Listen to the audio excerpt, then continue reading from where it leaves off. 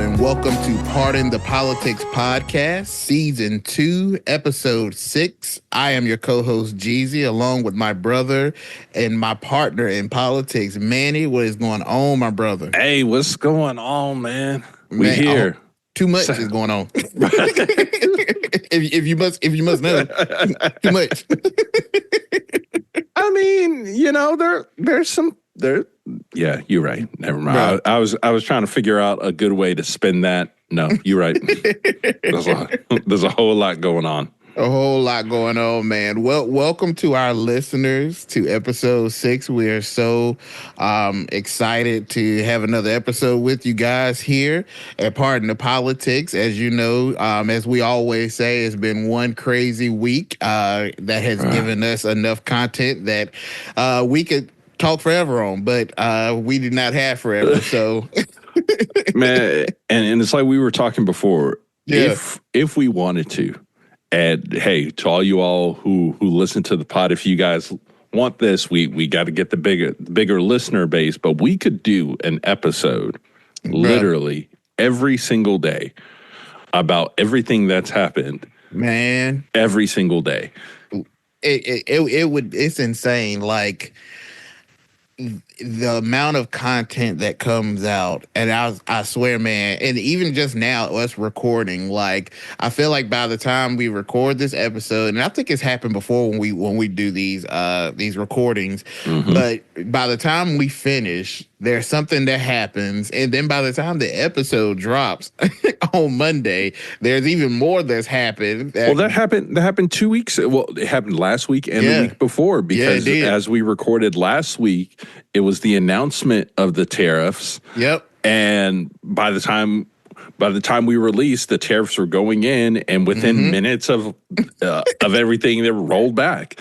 And then before, the whole stare down with Colombia over the immigrants that were sent back. And we're moving so fast. And one of the things I think I've said, I know I've said, and other people said, is that our federal government historically has never moved this fast. Oh, no. No, not at all. Like, if we feel like we're moving at warp speed, then what do they feel like? Right. They don't know if the day's coming or going. I'm like, the amount of changes, I would think that from a government perspective, like, if a decision's made, there's a certain flow, and it has to get to this and this and this. And with things moving so fast, and then things being sent back up the chain to get clarity on these things, I got to imagine that, bruh, can you imagine some of these people email? Like, how many emails are in their inbox that are waiting for responses? Like, I would be looking at my computer the way that black lady was sitting outside of Popeyes when the chicken sandwiches were going crazy. She's just like stressed. Like, I can't take enough. If I'm not a smoker, I would be one by now, because this is insane. Like a whole lot of emails, but a whole lot of confusion and lack of clarity. It's just crazy. But we're gonna hear. It does show, though, the flip side that if you step in there with an administration with a good plan and a good communicated plan, we can get some things done. You can get some stuff done. We can get some things done, bro. But will we? Will we? Well, with all the confusion and all the lack of clarity, to our listeners, you're at the pleasure of having us here, Pardon the Politics, to make sense of it. And y'all should be thankful, because we don't have Pardon the Politics to make sense of this for us. So we got to make sense of it for ourselves. We have to first digest it ourselves and try to figure out what it is, so that we can even come to you, to our listeners. And I'm going to be honest with you. Don't expect for us to make sense of all of it. No. Because some stuff we still we still don't know.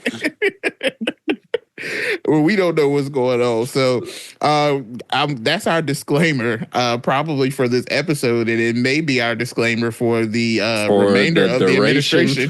The duration of the next 4 years. Sometimes the news is just going to be the news. It's just, hey. Ladies and gentlemen, we have decided to invade Hawaii. Yes, I know it's a state, but we are invading it, and that's all I got for you and guys. That's all I got for you. That's all I got. We're doing it. Like what? Okay, we'll come back if somehow we can wrap our minds around it. But until then, just sit with it like we sitting with it. Pull up a chair and join us. Like we don't know. We don't know. Well, I think with that being said, that we can go into our first topic, and that is President Musk. I'm assuming that he's President Musk. Tom has said. Tom said it. Tom said is saying that he's President Musk. The video where they asked Trump how he felt about it, that little pause had me weak because I felt like in his mind he called Elon every word that he could think of in his brain before he just was like, no, I ain't got nothing to say. Trump never has nothing to not say. So the fact that he says he didn't have anything to say tells me he had all the things to say. But what I wanted to know is what did the Japanese prime minister think, just sitting there like, ooh. First of all, I gotta feel like it's one of those situations where you watching one of your cousins get whooped by their mama, and you can't laugh and you can't overreact because it'll be your turn next. He's like, let me just sit here in this bunched up sport coat, and not say nothing. He looked wild, like y'all. He came over here and was like, oh y'all got a mess. We invited this man over and the house won't clean, dishes were in the sink, trash ain't been taken out. He was like, oh, let me get back home. He's like, y'all need a moment. But with basically this week, and this is just crazy, but the USAID was under attack. It was reported on the 3rd that the USAID's website was offline. And when people showed up to work, the door was locked. So they were unable to do their jobs. And this was at the direction of President Elon Musk, who is a part of the Department of Government Efficiency, so DOGE. He has said that basically in his attacks against the USAID, that basically they're a criminal organization. Yeah. I mean, but before we really dive into this, let's talk about USAID, just to make sure everyone's up to speed. So USAID, the U.S. Agency for International Development, they're responsible for pretty much administering all foreign aid across various programs. So health, agriculture, disaster relief, democracy promotion, and economic development. So it's how we inject our aid into other countries that need it. And before we go any further, geez, I got a question for you. What do you think the budget is for aid? Ooh,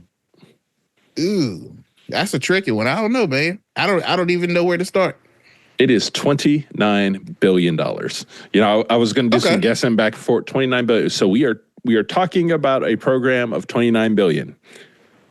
If you think that's not a lot, it's not. We've sent way more than that to Ukraine. So. Yeah, so this all goes back to Executive Order 14-169, the reevaluating and realigning U.S. foreign aid. Basically suspended all foreign aid for 90 days. The administration argued that U.S. aid funding is mismanaged and often benefits corrupt foreign governments. And I think that's what Elon was referring to in terms of the criminality. Yeah. Let's also be honest about it. The U.S. funds various groups across the world. We saw it as soon as Syria fell. Like, hey, U.S. had been working with rebels and whatnot. In other places, to keep a country stable, sometimes it means giving money to corrupt governments. So I think that's what he's referring to. That particular order said that emergency food and assistance and humanitarian aid wasn't touched, and it also didn't touch anything dealing with, Israel or Egypt. So what about Africa? They said Egypt. They said Egypt. That's all you need. We're just gonna worry about Egypt. Yeah. Yes. I understand, and I think we hit on this last time. I understand the need for an overhaul in where the in the management of the funds, right? Yeah.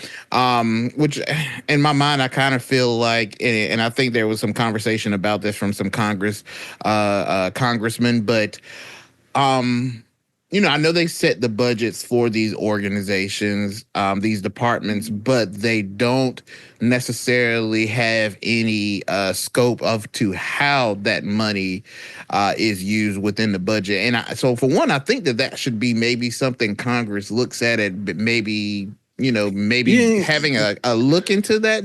If you're going to say, I think it depends. I think it depends because I think that is a standard that stands very well for like what we're talking about right now. But when you're talking about like administering of programs, in a lot of cases, at least from my standpoint, it makes more sense for the federal government to just pass funds down, like, hey, North Carolina, here's your your check. You administer it as you need it.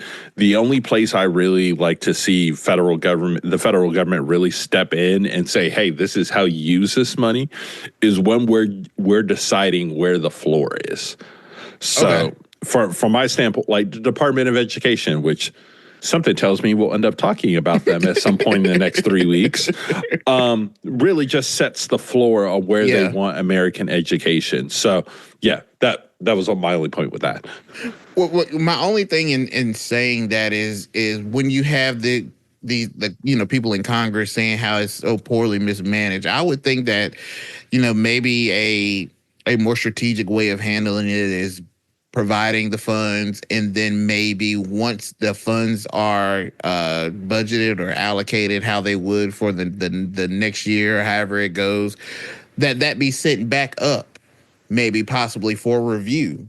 So that I think that's why you have agencies like the Congressional Budget Office, like you have some of that. There's levels of oversight, especially my understanding, everything is administered out of the secretaries ultimately. So you do have that oversight. But so if you have that oversight, then why is there so much talk of the mismanagement of these government funds if there is oversight to make sure that doesn't happen? I think some of this goes back to like, what do you do when you're raising kids? Like, if there is no actual punishment, then what is anyone's real incentive to do anything? Okay. We've known for years and years and years that the Department of Defense leaks money. Oh, yeah. Oh, yeah. If 1% of the Department of Defense budget that got missing every year found its way into my bank account, I'd be good. Let me tell you. No complaints at all. None. Let me tell you, the pod would be doing 2 episodes a day. Yep. If just 1% found its way into my bank account. So it's weird. Like, so there is that approval, there is that oversight, but you got to actually listen to it. You got to actually listen to it. And truthfully, a lot of the Congress people, don't care. Yeah. They did what they did and passed the program. Well, if you don't care, why are you asking for a raise? If you don't I ain't forgot about that. Why? Why did you ask for? So I just think USAID is very weird energy for a program that's only 20 some odd billion to be targeting that. Yeah. And ultimately, it's how we have a level of influence all over the world, is because we give aid. I think you'll tell anyone who's an expert in defense would tell you that we avoid a lot more military kind of standoffs across the world because we do administer aid, Well, I think with that and some of the details I was looking into. I believe when they talk about that influence is kind of the use of soft power. Trying to build alliances and strengthening pro democracy movements. And when you take away something like this, and the first thing, well, one of the first things that came to my mind is the rise of your rivals. If you aren't occupying the spaces, then who is? Somebody's coming for that top spot. So then, that leaves the space to China. Russia, China. No. Let's be clear. It's not going to be Russia. Oh no, yeah. I think Russia has now taken a back seat. China is definitely coming for that top spot. Russia has been demoted. Bro, definitely. Bro, they've definitely been demoted. You're no longer in the Premier League. You're no longer in the Champions Leagues. You're no longer in the majors. You're now in AAA ball. Yeah. So I think that's going to be the question. So when you think about that, them taking that top spot or just pulling this back, I think I've said it in the past episode that there's okay to review, where the money's being allocated, how it's being used, but to totally cut something off. And I know that they've said that maybe some of the things aren't going to be touched, but we talked about it in a previous episode. The lack of clarity, who knows what technically counts and what doesn't. Exactly. But to me, it just that loss of U.S. influence and giving that opportunity for China to step in and fill the gap, we lose a key diplomatic tool by not being able to do these things. And also, man, it made me think about when it comes to just a global health threat. I believe that the USAID funds vaccination programs, disaster efforts, and some maternal health services around the world as well. And if we're not, and I think one of the things they pointed out was about the HIV and AIDS treatments that I believe it was in Africa they might have been talking about, but by pulling the funds. That's why when I made the comment about Egypt, and it's like, okay, what about the rest? Because they were saying that by pulling this and the aid that the U.S. gives to HIV and AIDS treatments in Africa, that they're expecting millions to die without this. Yeah. So to me, certain moves, and I think I made mention of this before, is just certain things I understand why we're doing it, but the way that we're doing it, I feel like is going to be in the long run more of a hindrance for us in our nation globally than I think we really look at it. You see people that agree with a lot of the stuff. I seen somebody on Facebook this week was like, yeah, Elon has a IQ rating of so-and-so, so yeah, he definitely should be doing these things. And it's like, well, wait a minute, he has only one side. I feel like he sees it from one side of the scope. There's a lot of this that I feel like ever since Trump got into the political game, everybody thinks that the way to getting things done is by going the same route. Someone that isn't in politics, somebody who doesn't know the ins and outs, wasn't a career politician. It's like, okay, I can agree with some of that, but sometimes you really need somebody that really knows what the crap they're doing. And I don't feel like that's the case. What Elon department is doing, I'm not saying that the government doesn't need to be more efficient, but if we're doing certain things in a certain way that may have a more lasting implication and long-term damage to us as a nation, both domestically and globally, I feel like we gotta chill. We gotta at least chill out have some conversations, do some analysis, ask some questions. Like, let's clarify what this does. Like, and a lot. Go ahead. Putting myself in Trump's shoes. Yeah. First off, these are probably not comfortable shoes, but here we here. First off, someone shaved my head. Let's do something with toupee. But beyond all that, he could have.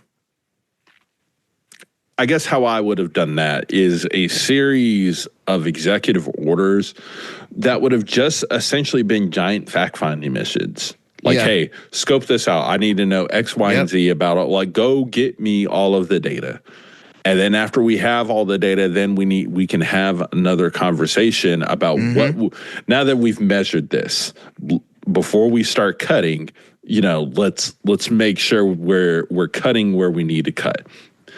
But I think this entire thing has been crazy from the standpoint of how they've done this. I think you said it perfectly. I think there is not a person in the United States that disagrees or doesn't think that the U.S. government is wasteful in how they spend their money, and there are better ways to spend the money. Yeah. But to be specific, I think what the U.S. people wanted, the U.S. citizens, what we wanted, and I say we as a global we, and all of us in terms of the mandate of the election. Yeah. Because obviously people, including people here on the pod, we disagree with the selection we made. But the mandate was to really look at the United States and figure out what to do to make it more efficient.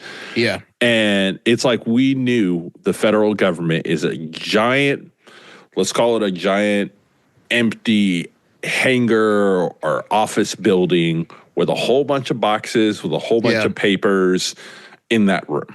Yeah. And I think what we wanted as a country is someone to go in there and say, man, there's a lot of boxes in here. We need to get some of this stuff out and carefully look and take this box and take, okay, this one can go and this one can go. Yeah. That's not what's happening. No, here. That's not what happened at all. I feel like Trump walked into this office and said, man, I forgot how many boxes were in here. And then President Musk hopped into that room, skipping like Homer Simpson and starting to spin, and is just knocking over boxes, and they're falling, and this box is hitting that box, but we definitely didn't need to touch that box, but now that box is paper, so it's all chaos. I imagine it's like that scene from Step Brothers when Will Ferrell and what's-his-face finally discovered that they're best friends, and they just start causing chaos. I feel like that's what we're seeing now 30 days in.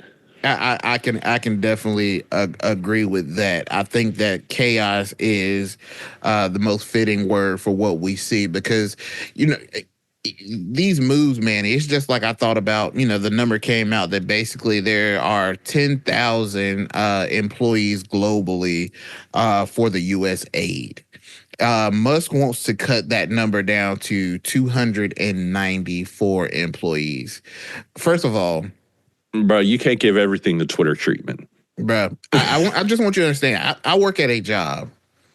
In my company, the way that we function, we have about 90 employees, and it has been discussed how we need more to handle the load of work that our company does. That number ain't too far off from 294. When I think about this is a global, we're talking about a global department, and you want only 294 people functioning this? I don't understand. So first of all, understand the number, the gap is crazy. So about one or two per country. Oh, bro, that's it. So already it's a negative impact on U.S. jobs, because if you're shutting down the department and then you only want to employ 294, I don't care if you give them a severance package or what, eventually they enter into that number in that equation, which comes to them calculating unemployment or job loss. So then now that number is going to go up. And the infrastructure of this company, you lose out on so many key aspects because you don't have the necessary resources to function this. So a lot of people that may not know, just down the road, one of the things that the USAID is very instrumental in is they prevent crises because it's cheaper than responding to them. Hands down. If I can prevent a civil war by just making sure everybody has some food, and war is going to cost me $500 billion, but if I feed everyone, it's going to cost me $100 million. Oh yeah, let's run this $100 million. Send them crates of Lunchables and let them enjoy.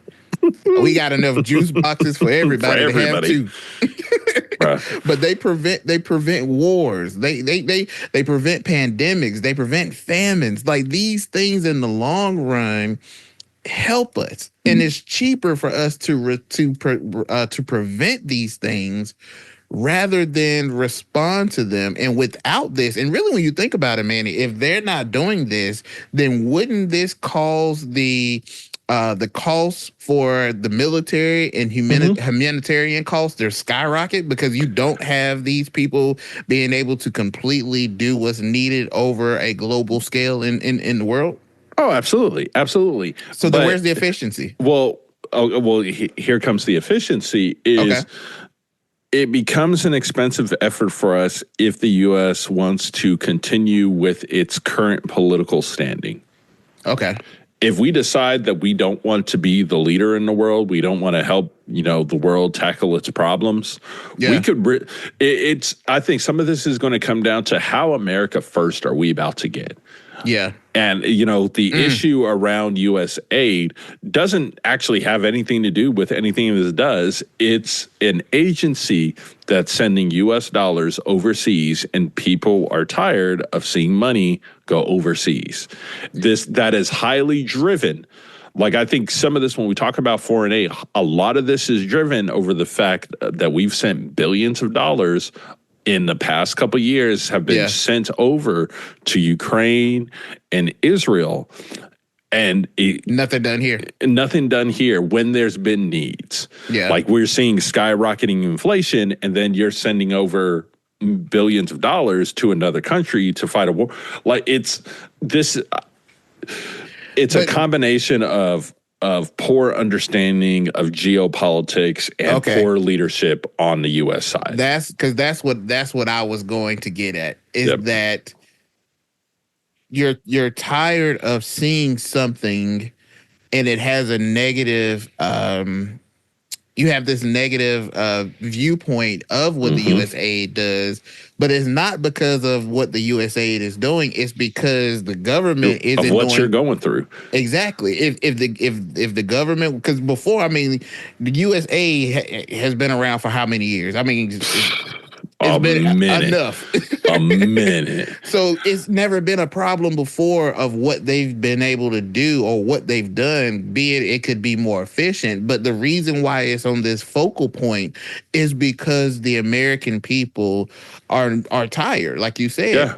But what you're doing to the USAID isn't going to help us. It's not going to help us. So I feel like people have this wrong viewpoint of it, because they're going to look and say, yeah, Trump, he's cleaning it up and he's doing. This is going to hurt us more than help us. And and I want people to understand that. I want our listeners to understand that them doing this is going to hurt us more than help us. You can make something more efficient without killing it. Right. It's just like I think about, and people always say, if Trump wants to clean something up, why don't he do something with the Affordable Care Act?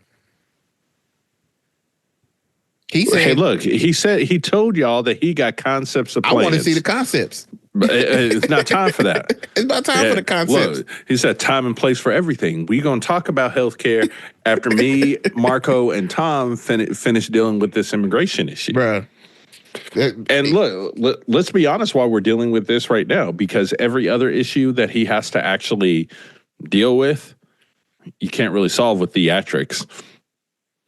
What is the theatrics version of lowering healthcare costs? Well, I don't think that he can executive order his way out of it. He can't.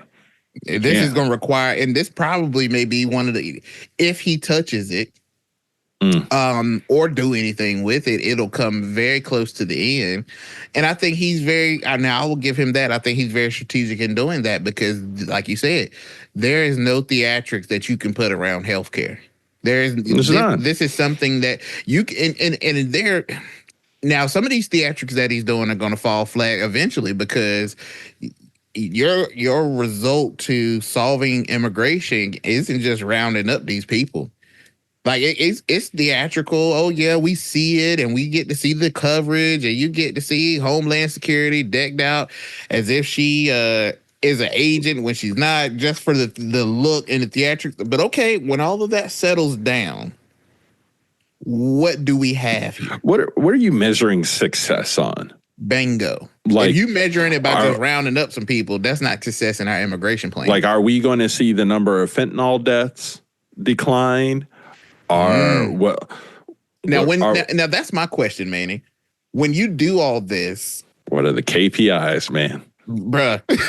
What are the KPIs, man?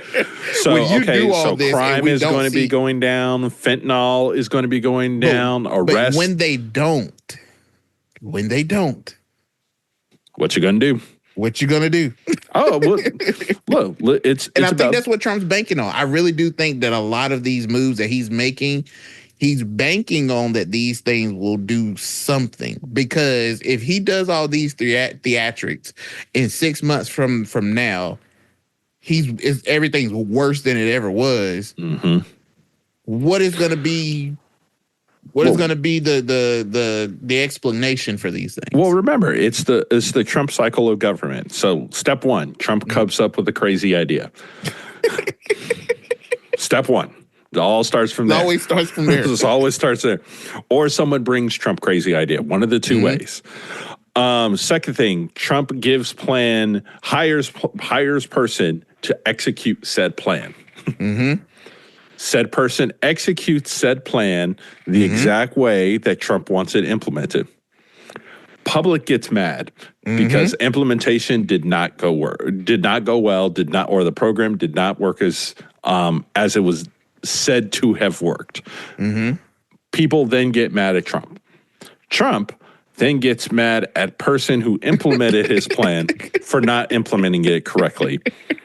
Person who implemented plan was just like, but Trump, we just did exactly what you said.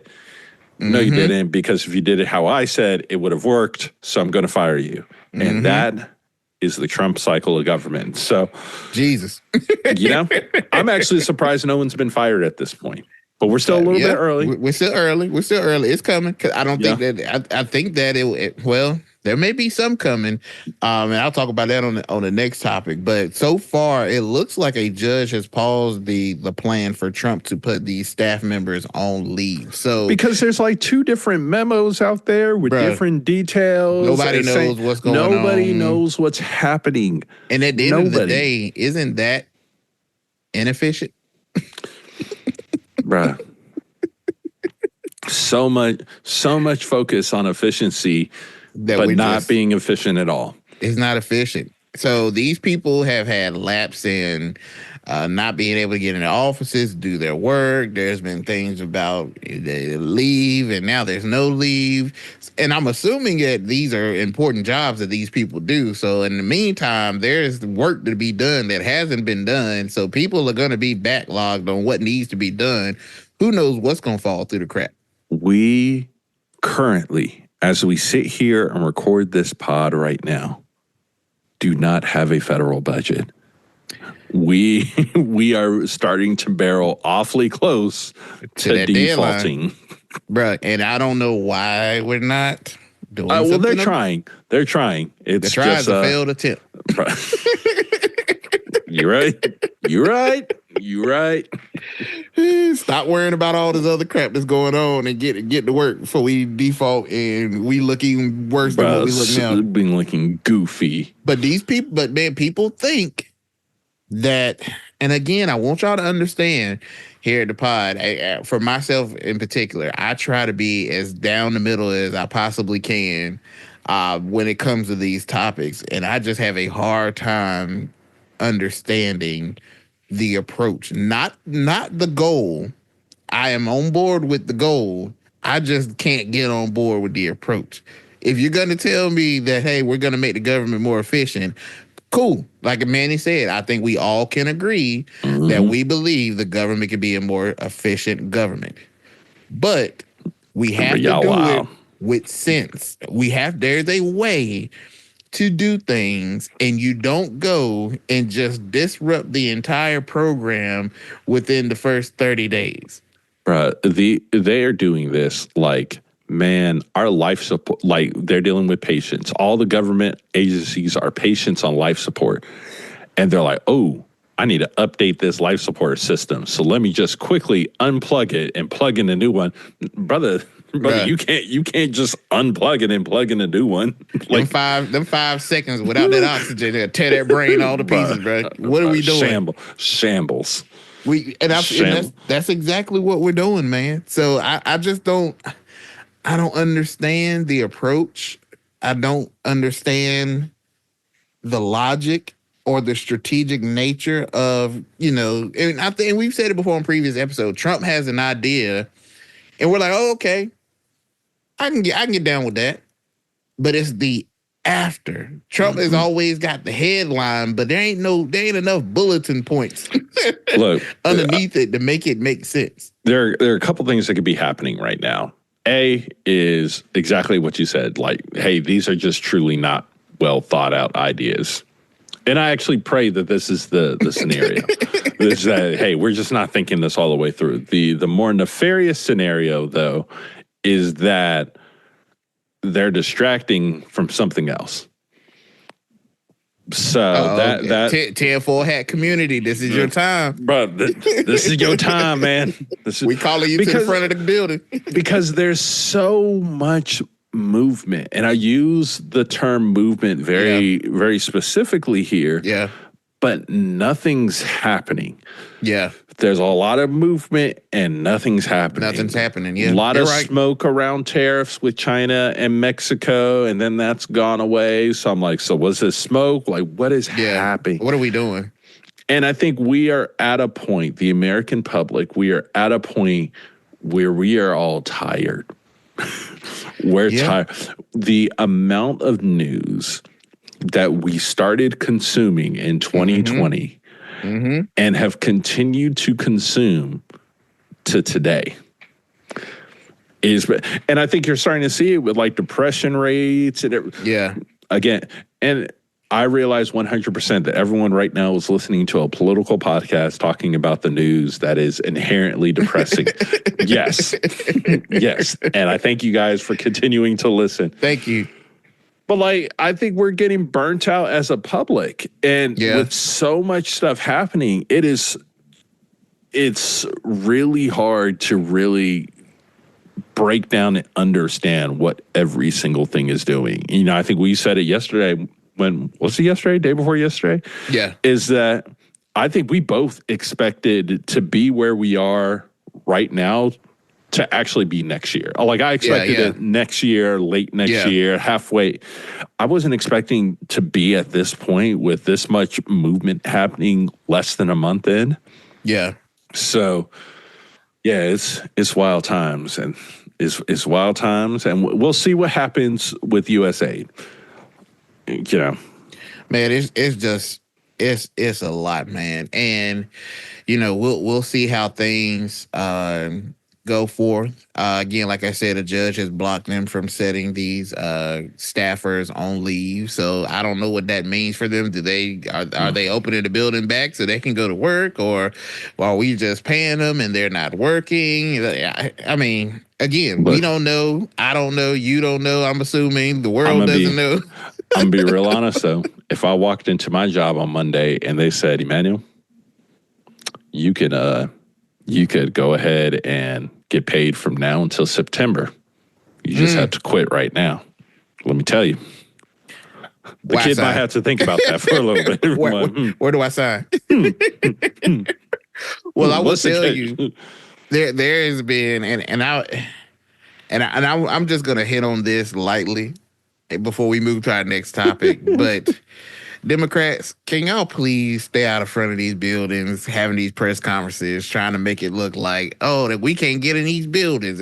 Can y'all please stop? Can y'all stop with the performative politics and go come up with an actual plan for how y'all going to do stuff? Go get in a room somewhere and devise a 18 point plan of how y'all expect that y'all gonna be able to tackle these things. Because I'm gonna tell you right now, Trump is giving y'all an alley-oop, but y'all about to miss the whole rim and the ball playing theatrics, and you don't play theatrics with the theatrics. Bro, they really out here playing like they got 4 people on the court. Bruh. And that 5th person hasn't come out yet. Like, y'all about to fumble the bag again. But I ain't gonna talk too much on that. But if anybody can get that word to Jasmine Crockett, Maxine Waters, tell them that the boys at the pod, if they need a plan, we have devised a plan. We got a plan. we ain't got concepts of a plan. We got a plan. Of how y'all can approach this situation, but it's gonna cost you. We don't work for free. Bro. Yesterday's prices is not today's prices. No, it is not. Oh, here. We here. Oh, yeah. And look, same offers out there to the GOP because y'all are in a pickle as well. Because y'all don't know how to deal with Trump. Guess what? We know what to do. We got a plan for y'all too. But trust and believe, we can either side. Whoever called first. Whoever called first, the plan is yours, but it's gonna cost you. Walk into the White House with a platter at McDonald's and say, "Hey, Donnie, let's chat. let's talk. Get him his fish fillet." Yes, sir. Yes, sir. I wonder. Do you think that he had a platter of McDonald's waiting for his friend that came this week? We had a Big Benny come up to the White House. Look, let me tell you. You think Big Benny eat American McDonald's? He might. Look. Okay, so in 2017, I had the opportunity to go to Israel. It was one of the most remarkable trips of my life. But sir, that McDonald's there, right, hits different. It's like that. Did they have a McRib? They didn't have the McRib when we were there, but let me tell you, them nuggets. I got a 10-piece coming hot right out the oil from one. Bro, the Israeli nuggets. The food in the Middle East is some of the best that I've had in my life. Ooh, okay. I would say I'd like to try it, but I got a feeling that it's going to be. We need a block to chill out a little bit. Maybe the block before we take the boys over there, bro. Well, that leads me over into our next topic. And Big Benny was up in DC this past week. Big Benny and Trump met, and I believe it was on the 4th. Yeah, on February the 4th, President Donald Trump and Israeli Prime Minister Big Benny held a joint press conference at the White House to discuss the situation on the Gaza Strip. And during that conference, your president, President Trump announced a proposal for the U.S. to take control of Gaza, relocate its Palestinian population to neighboring countries such as Egypt and Jordan, and redevelop the area into what he describes as the Riviera of the Middle East. Trump is so ignorant, man. The Riviera of the Middle East. Why does this sound like something I see on Verbo? Like, look, it's like going to Cancun, but in the Middle East. The Riviera of the Middle East. Like, bruh. First of all, if I remember correctly, the Palestinian people, after the ceasefire was made, I want to say it was a week or two ago, they were supposed to be given access to go back further up the strip so they could get back to their homes. But now they're saying that this is a plan, and this proposed plan of Trump's has support from Big Benny, stating that it could change history and eliminate terrorist threats from Gaza forever. And this was not received well by anybody. By anybody. In the United States, it's reported. Excuse me. In the United States, it's reported that the reactions were very mixed. A CBS survey revealed that 47% of Americans oppose the idea of U.S. control over Gaza, while 40% remain undecided, and only 13% support the initiative. So it's not received quite well at all. And really, when I heard him say that, first of all, I thought I for one was shocked that it was not received well. Bruh. What? What? No one received this well. Bruh, Trump stood up there and said that like he just said, drop the hottest bar of the year. Like he had entered in the rap battle between Kendrick Lamar and Drake. And he killed both of them. The Riviera of the Middle East. Bam. How do you like that? And people were like, hold on, wait a minute. What? Is this we not? don't? And only to say that, oh, yeah, we'll help relocate these people to their neighboring countries. Bro, how do you just put that on another country? Y'all can't take these people. Take these people. No. Bro, I thought this was crazy because, first of all, as we know, the Palestinian people have been fighting for the idea of there being two states, and wanting control and access to the land. And a lot of what has gone on has been because of that lack of control from the Palestinian people. Even when they were in Gaza, Israel controlled a lot of the resources that flowed into this region. So you have here, and I want people to understand this, that what Hamas did was terrible, but we can't look at what Hamas did as if this is what the Palestinian people did to Israel. This is a terrorist group. There are people, there are Palestinian people who oppose what Hamas did. They did not agree what was done. They didn't want this war.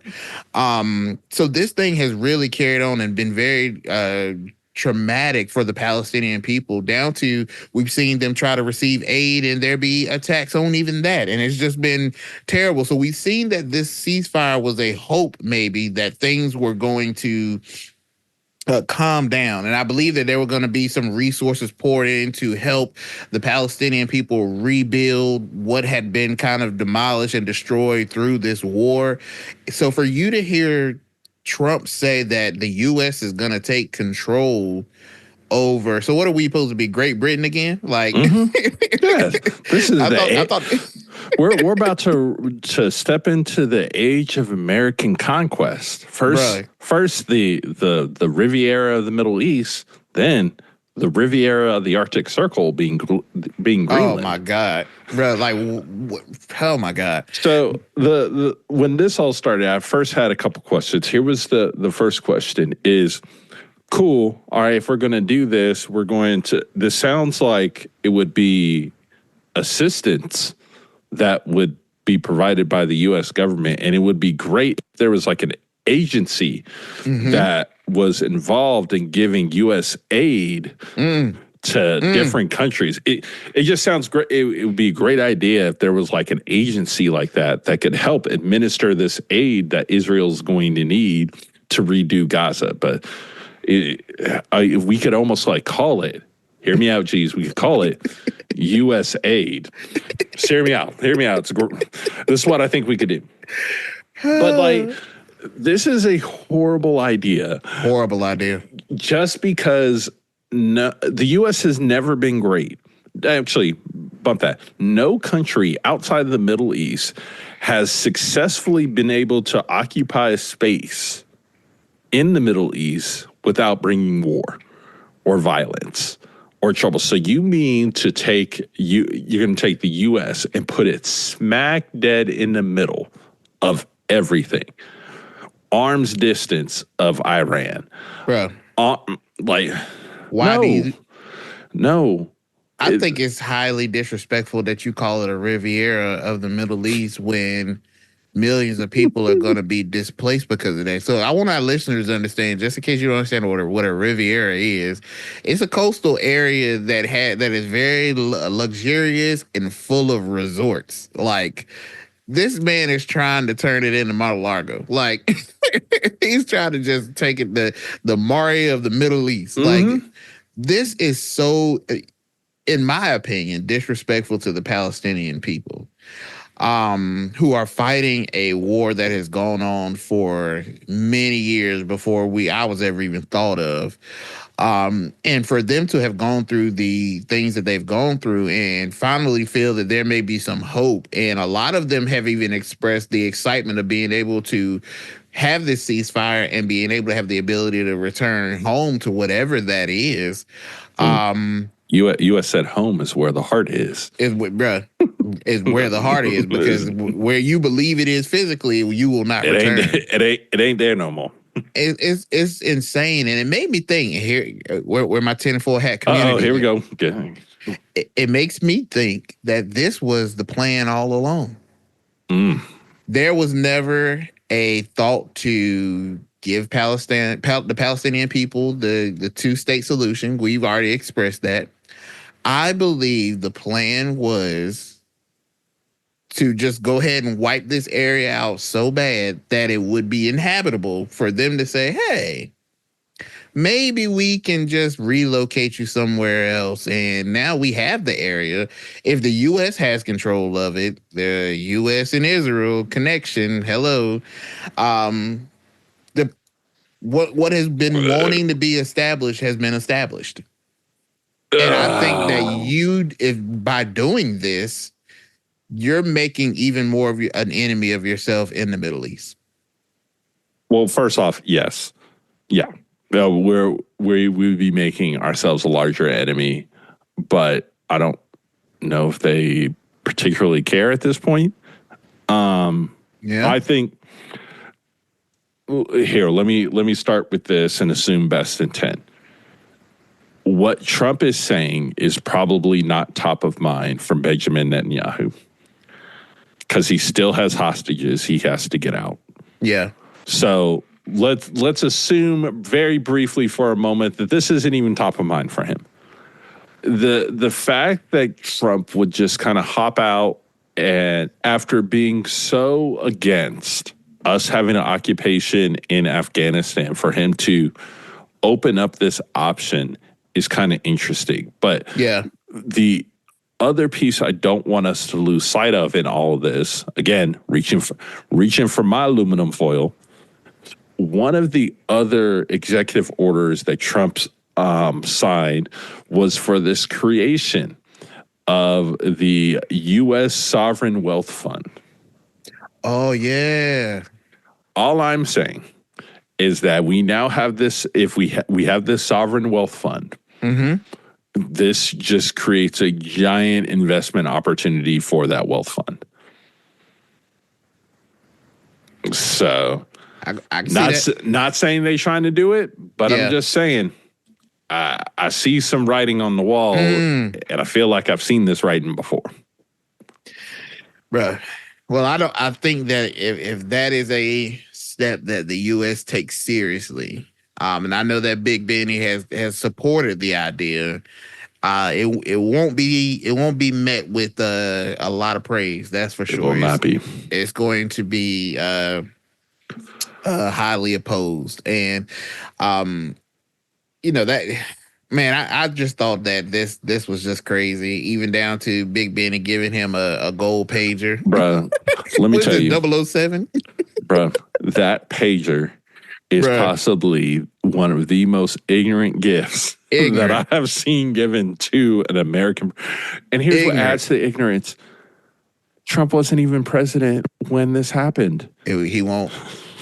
Trump a fool. I wouldn't have took it. I'd be like, nah, I'm good. Mm-hmm. Nah, not tying my hands to this. I feel like this got a lot more implications than what you give off to be, and I feel like you're gonna make a lot of things harder for me than what it has to be. But not catching me slipping. Nah, I think he caught Trump slipping, but we'll see. But I just think this whole joint press conference was kind of crazy, and Trump making this comment. Again, I don't know how serious. Trump said a lot of things, so but I think when it comes to the Palestinian people, especially Palestinian Americans, I think that was highly disrespectful, and I don't think it's in the best interest of the American people globally. Because who's gonna live there? Who's gonna go there? Because I'm not. Hey, look, Middle East is a beautiful area. Oh, I can imagine. It's good. Look, I'm tempted.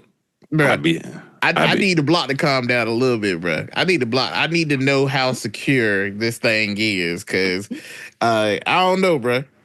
But see, because I already know Trump. There's gonna be a Trump Towers on the Riviera, looking right over the Gaza Strip, bro. It's gonna be crazy.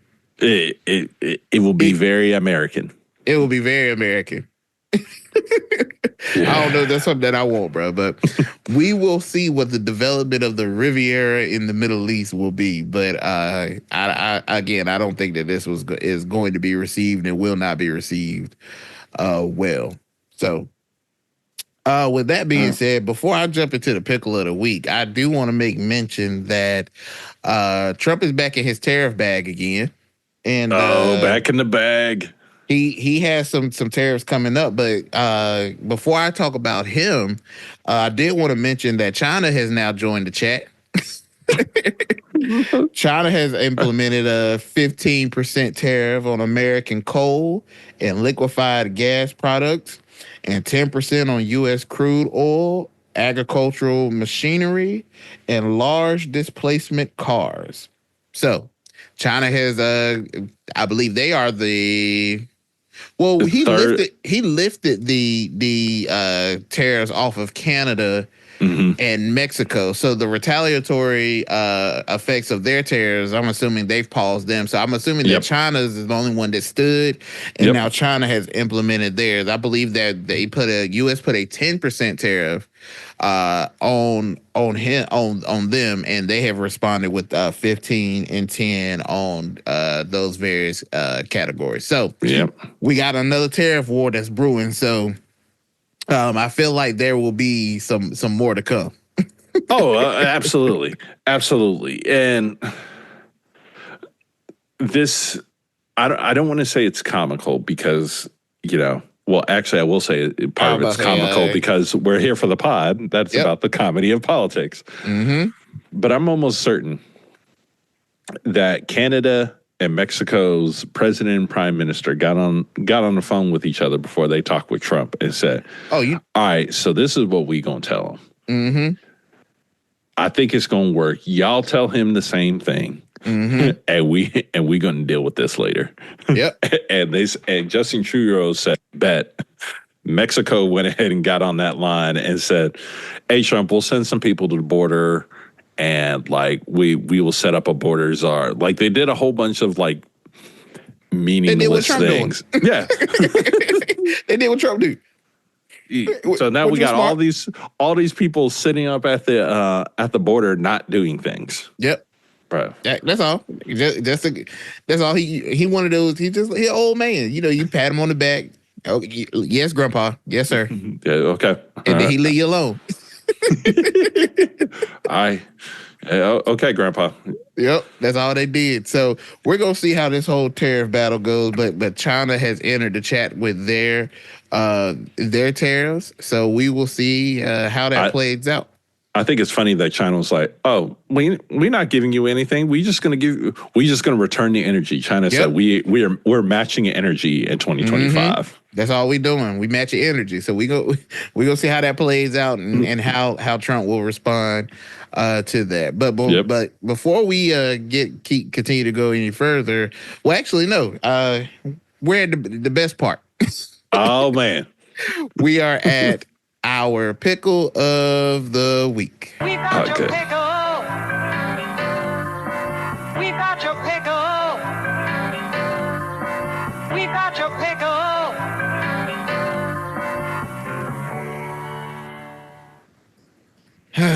Now, I don't take any delight in this pickle. You I kind of do, but I kind of don't. You out here lying on a Sunday.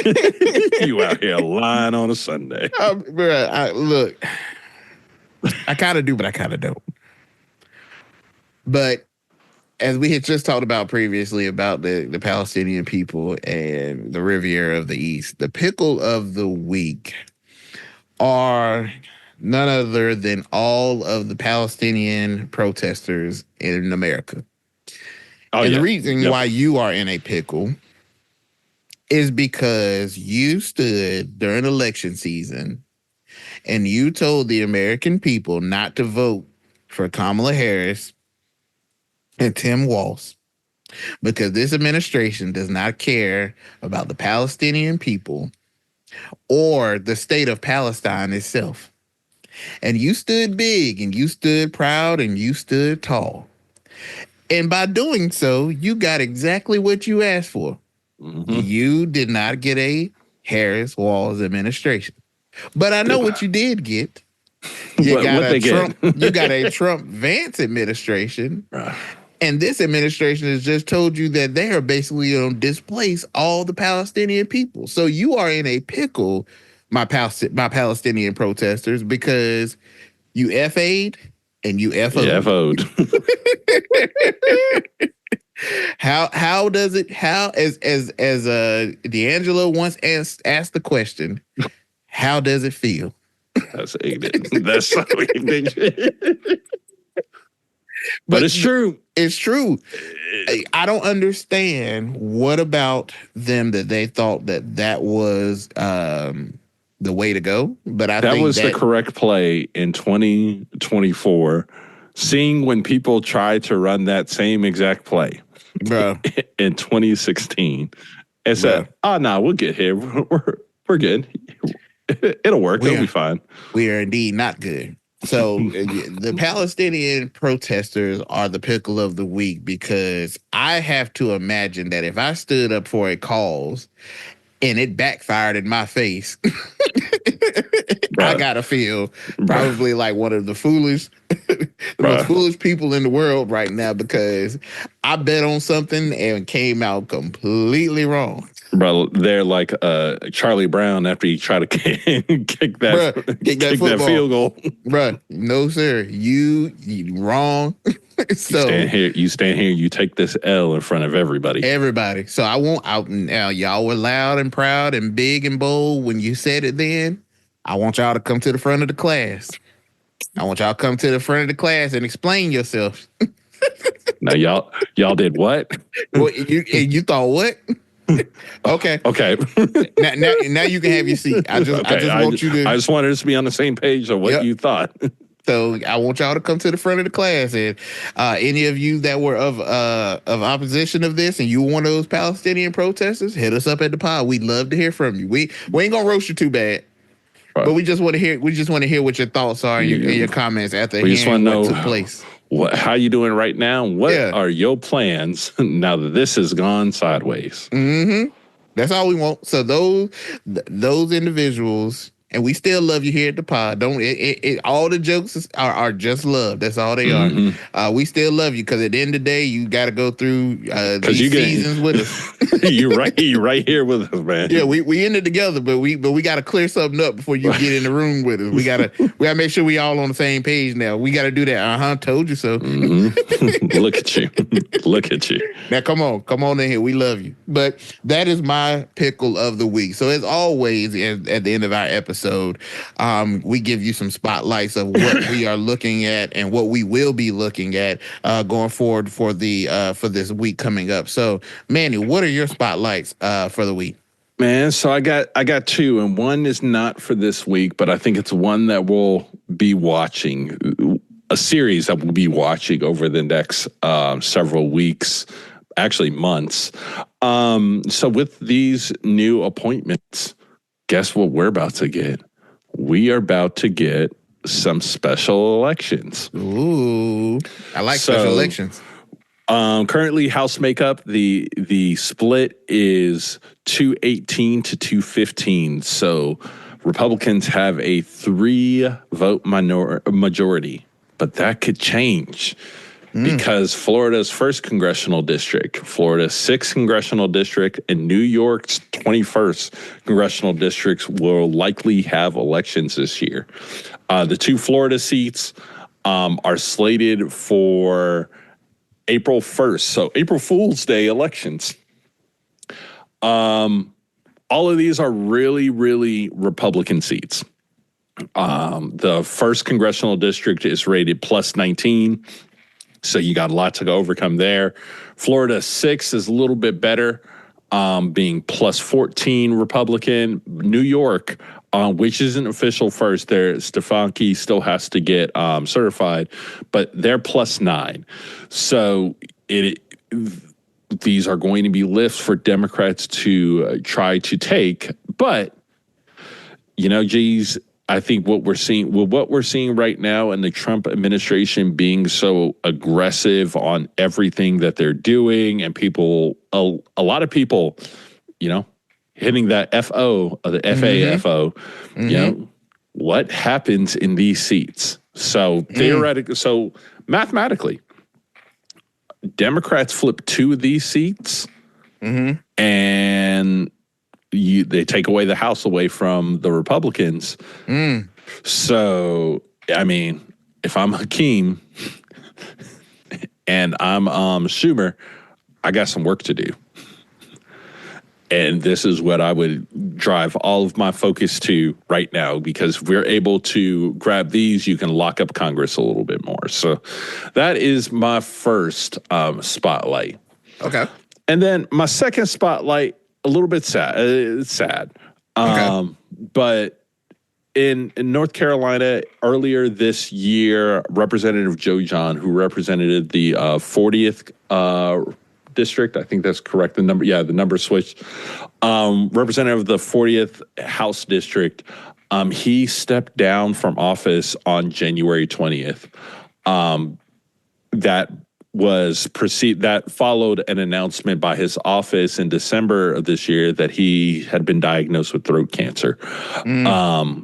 But unfortunately, he announced his resignation on the 20th. He unfortunately passed away on January 22nd at the age of 85. He had served in the General Assembly for several terms, largely saluted for the work that he's done previously as a judge. He was a judge before he was a representative. So lots of time working with the state judiciary, some experts, and providing expertise in there. But he unfortunately passed away on the 22nd. So definitely condolences to his family, and salute to him in the service that he has provided to the state of North Carolina in his time in office. Yes, indeed. So, yes. Yeah, so that's my spotlight. All right, man. Well, I have a couple. One of them I wanted to mention is that it has been reported that we have more tariffs on the way from President Trump. He has said that there will be some tariffs that will be going out to many countries coming up this week. So that's one thing that I want us to keep our eye on to see what that looks like. And I think as the recording of this pod, I think he may have started some of that already. But could we not? Bro. Has anyone just asked him, like, could we just not? Yeah. What if you have the option to not do anything, right? Yeah, but it's Trump, so they haven't taken those Sharpies out the White House. So as long as those Sharpies are in there, it's still head on the swivel. Trump remind me of like my youngest when she was like 2 or 3. Like we would make sure we kept like the pens and stuff like up high, because if she ever got one, it'd be paper, the wall, it'd be the fridge. Y'all got to take them away, but put them up too high where he can't reach them.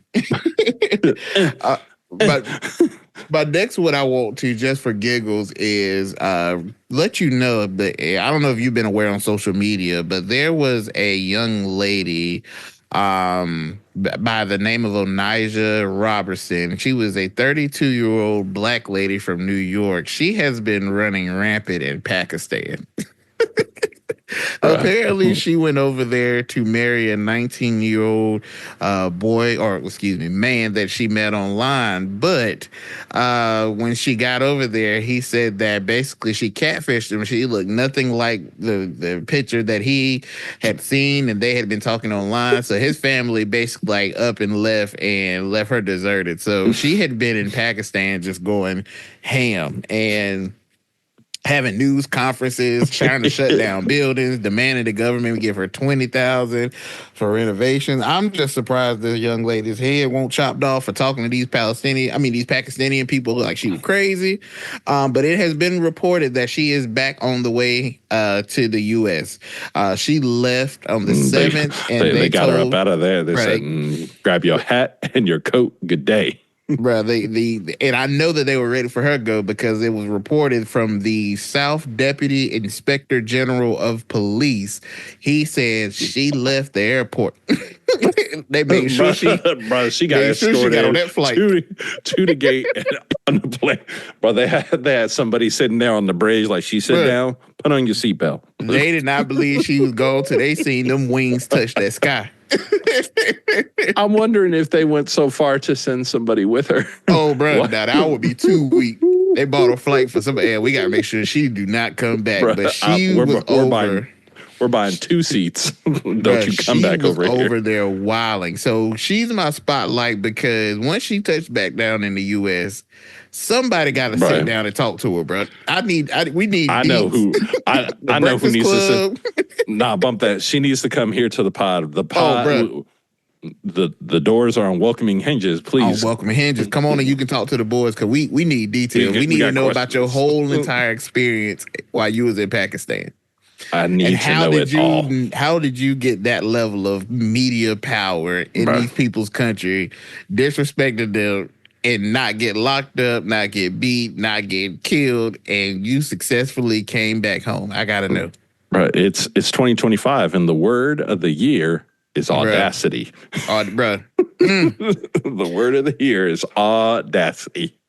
And the last spotlight that I would just bring to your attention, and we talked about this earlier, but there was a recent legal development that the Metropolitan AME Church in D.C. was awarded the trademark rights to the name Proud Boys. That's wow. But it stems from a lawsuit following a December 2020 incident in which members of the Proud Boys vandalized the historic black church during a pro-Trump rally. The church filed a lawsuit against the Proud Boys, which resulted in $2.8 million judgment in its favor. And to enforce the judgment, a D.C. Superior Court judge granted the church control over the Proud Boys trademark. So they obviously cannot be proud of that. Hey, geez, you trying to go in and get the rights to Prouder Boys? Bruh. The people formerly known as the Proud Boys. We might have to get strategic and go ahead and block this thing up. Bruh. But I can only imagine how pissed off I would be if I was a Proud Boy with Proud Boy material. And that's just like how we talked about what Biden should have done. They just give a broke neck to everybody that had bought all that 47th merchandise to just make Kamala the president for the last week, and then they would have had all this 47th. And just been wrong. I'm petty like that. And just been wrong. Bruh. But yeah, the trademark of the name was given over to the church in settlement of this judgment. So maybe they'll rebrand. I don't know. Proud Boys kind of stuck. A lot of people liked it, I guess. So they're going to have to rebrand and figure it out. But that is now owned by the church. So, yeah, man, those are my spotlights. What's a good synonym for the word proud? Bruh, I have no idea. Man. They going to have to figure out something. But, you know, hey. That sounds on brand and on point with FAFO. So I mean, to lose your entire branding, maybe they will go with elated males, bruh. So can't you be Proud Boys or the? So then, if this is the African American church, like, are all like the brothers that join the church go like have a men's retreat and they all wear Proud Boy gear? Because I mean, they're Proud Boys of the church. But see, I want to know to what level this church is getting ready to take it. Whether they're just like, yeah, we're gonna chill from afar, or whether, you know, they're gonna turn the knife. Because take for me, it there. I want to go there. Take me there. I want to. Another offer out there to the church. Hey, if you would like to go there with them, the boys here, we'll come help you do it for free. Yep. I got time. I got a little bit of time. I got a little bit of time. I got a little bit of time for this effort, bro. So yeah, man, those are my spotlights for the week. So Yeah, man, that is the conclusion of our episode. Well, before we head out, okay, it is Super Bowl Sunday. And one thing everyone here at the pod knows is that we're not good at picking out anything. So, so with that spirit in mind, geez, who you got in the Super Bowl? I'm going Eagles, man. And I don't like the Eagles, but I really don't like the Chiefs.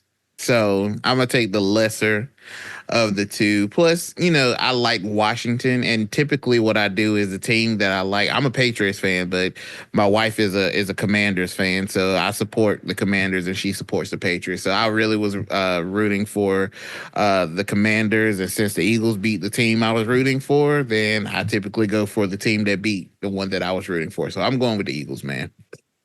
I'm also going with the Eagles, just because I'm a Raiders fan. And the Chiefs are in the division, and I want nothing. I want nothing good to happen to them. Hey, bro. But let me tell you, if the Chiefs win, I will be able to enjoy the tears of Eagles fans for at least a night. Bro, and that's the thing that makes it hard about this is because I don't like the Chiefs. But I don't like the Eagles. I wouldn't mind the Eagles winning, but I don't like Philly fans. Right. So it's like, bro, how can the team win and the fans still lose? I know who I'm rooting for. I'm rooting for Kendrick Lamar. There you go. I'm rooting for Kendrick Lamar. Well, and you know what? I'm going to say this on the pod. I'd like to give a shout out to Donald Trump for doing something that I would do 1,000% if I was president. Oh, yeah. I would 1,000% go to the Super Bowl as the president. Bruh. Oh, absolutely. Can you imagine how congested that security is about to hell. Be? Well, that's why I feel like it's so wrong for him to go. And he's supposed to be doing an interview before the Super Bowl, too. Like, for what? Like, but again, he can't help himself, bro. So, but I get it. Like, because I would go, too. But think of it from this standpoint. If you're going to the Super Bowl, first off, all the extra security means it's that much longer. So what time is it right now? We are a couple hours out. About 3 hours out. We would have to, well, actually, if we were going, we'd already be out there tailgating. Yeah. But if you're not in the area, boy, you need to get in that area right now. Oh, yeah, because once he touched down, bro. Then think about getting out. Bro. Like, that game is going to be over.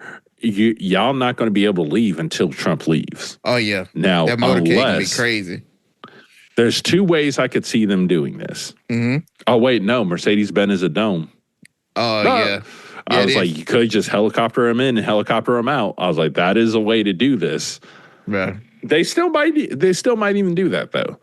Y'all just drop them right there. But these people need to get comfortable because y'all about to be at Mercedes-Benz Stadium for a while today. Well, I know what. I don't know if you've seen it, but Big Mala been hanging out in these streets a lot too lately. She was at the Warriors game. We've seen her more. Well, I think she still continues to get her vice president salary for the rest of her life. Oh yeah.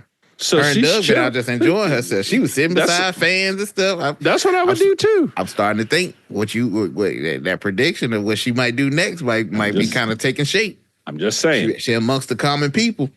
And most times when you're amongst the common people, when you on that level, you're only doing it for one reason. Well, look, don't let me get to California and Big Mala sits down next to me Hey.